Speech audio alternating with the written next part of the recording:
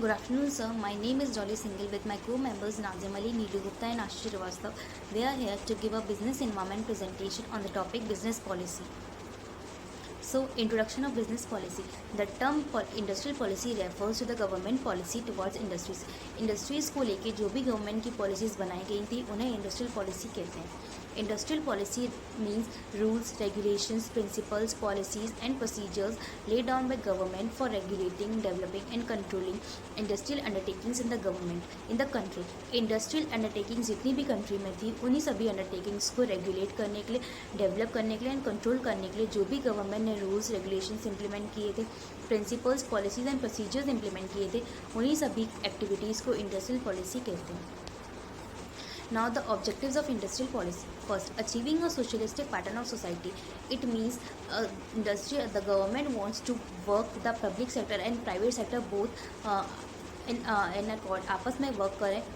Government चाहती थी कि जो पब्लिक सेक्टर और प्राइवेट सेक्टर कंपनीज़ हैं वो आपस में एक साथ काम करें और इंडस्ट्रीज़ को एक नेक्स्ट लेवल पे लेके जाएं. Achieving industrial growth. The main objective of the industrial policy is to achieve the industrial growth. यानी कि जो इंडस्ट्रीज़ की ग्रोथ थी इंडिया में वो बिल्कुल अच्छी नहीं थी, वो ज़्यादा अच्छी नहीं थी. तो after the implementing of industrial policy the government wants to grow the industries growth next level in the next level. Developing heavy and capital goods. Developing heavy and capital goods industries. जितने भी heavy and capital goods थे वो India import करती थी. After the implementing of industrial policy government चाहती थी कि जो हैवी एंड कैपिटल गुड्स थे वो इंडिया में ही डेवलप किए जाएँ. Producing opportunity for gainful employment. अगर इंडस्ट्रीज़ की ग्रोथ अच्छी होती है तो इंडस्ट्रीज़ अब एक नेक्स्ट एक अपॉर्चुनिटी प्रोड्यूस कर सकती है एम्प्लॉयमेंट के लिए. Upgrading technology and modernisation of industries.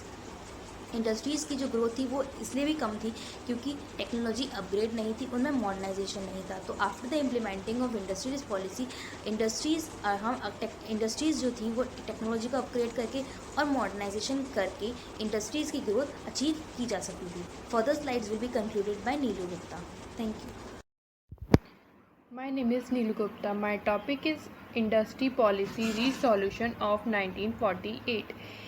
The first industry policy was developed on April 6, 1948 by unique industry minister Mr. Shyam Prasad Mukherjee. This policy established a base for mixed and controlling economics in India, clearly divided the industry sector into private and public sectors. Next, main feature of this policy. First, acceptable of the importance of both private and public sector. Next, division of industry sector. First, monetary policy. It includes industry owner and managed by government like arms, auto, energies and railways. Next, mixed factor. It includes 6 industries: coal, iron and steel, aircraft manufacturing, ships, buildings, minerals, oils, telephone and wireless industry, and already excused unit will continue to manage and depends for next 10 years by private sector. Next, the field of government control. It includes 18 important industries like motor vehicles, heavy industry, tools, cotton, textile, sugars, papers, sleeping material and textile. This industry will contain to remain under private sector, but central government will have overall control over them. Next, the field of private enterprise. The rest of industry will be run under private ownerships or coordination basis government. Next, third, role of small and cotton industries. Rapidly development of industries was impeded in others to use to local resource generations, implementation, owners and production of consumer goods. Next, fourth, participation of foreign capitals. The role of foreign capital for industry development was regarding, but government took full control over foreigner capital to watch the interest of nation. And last, industry relations. It was owner aimed that employer relation should be concise. The worker should get fair wages and social security. Further slide continued by Ashi. Good evening, my name is Ashish Srivastav and I am going to tell about Industrial Policy 1956. After the declaration of Industrial Policy Resolution of 1948, it was the first comprehensive statement on industrial development of India. A number of changes took place in the country. In 1951, India has been entered in an organized planning era by objective the establishment of socialistic pattern of the society. In national policy, public sector was assigned the task of rapid economic development. All the aspect of facilitate the way of a new approach, and the second industry policy resolution was announced on 30 April 1996. And the second slide is objectives. So I am going to explain all the objectives together. And first objective is speeding up the process of industrialization in India. So acceleration of the rate of the economic growth and the speeding up of industrialization. And in next is particular the development of heavy industry and machine making industry. And the next is the building up of large and growing cooperative sectors. Next is the expansion of the public sections. मतलब जितने भी public sectors हैं India के अंदर जो उन सबको expand कराना था and expansion के साथ साथ effective भी बनाना था. So next is an increase in the opportunity of gainful employment and the improvement of living standards and working conditions for the mass of the people. And the next is the reduction of existing disparities in income and wealth. And the next is the prevention of private monopolies and the concentration of economic power of the field in different hands of a small number of individuals. Next slide is in 1956, policy industries were classified into three categories: Schedule A, Schedule B and Schedule C. So Schedule A, those industries which were to be an exclusive responsibility of the state. Schedule B, those which were to be progressively state owned and in which the state would generally set up of new enterprises. Schedule C, all the remaining industry and their future development would in general to be left to the initiative and enterprises of the public sector. So thank you, and now from here Nazim Ali will continue.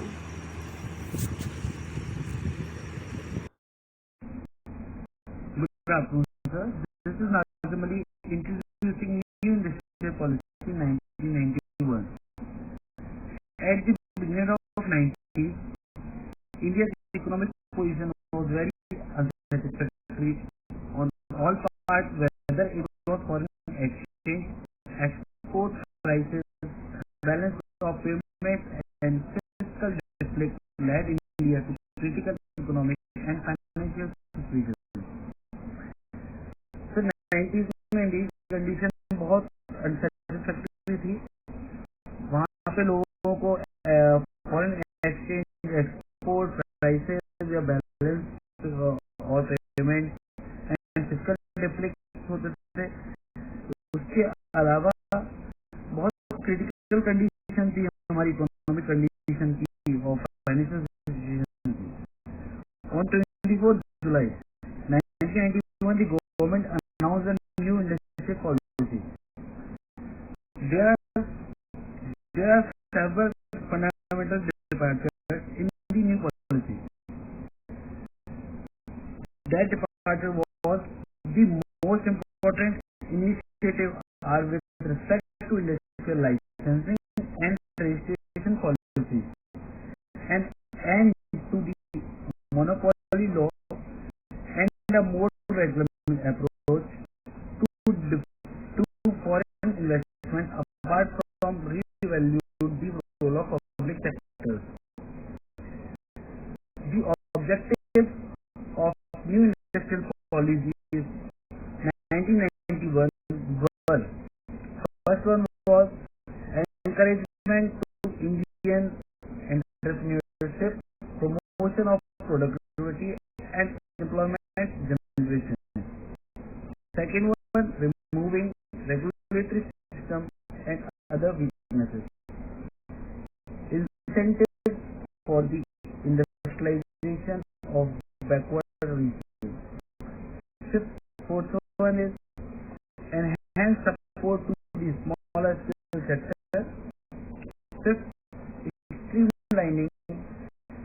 role of public sector enterprises, and the last one was to link Indian economy with global market to wake up independence.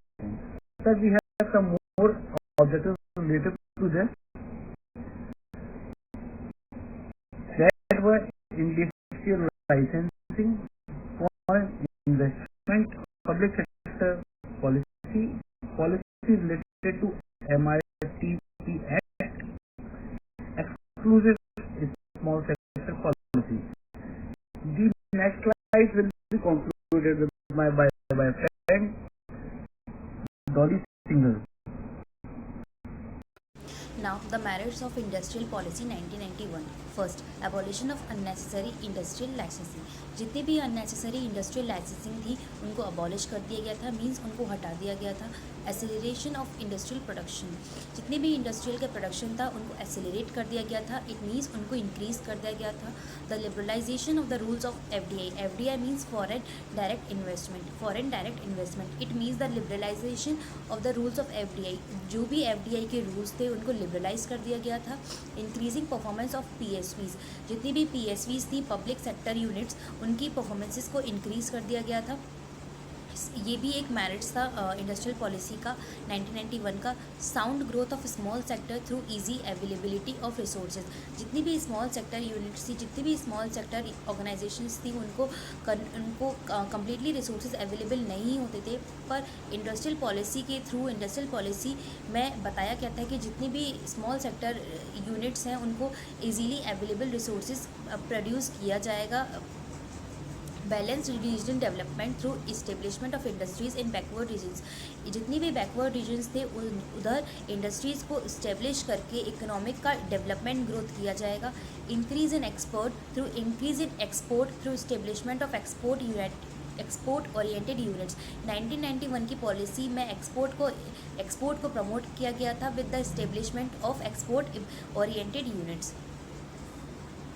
Now, limitations of the Industrial Policy 1991. First, there is an absence of mechanism to determine priorities and to develop backward areas.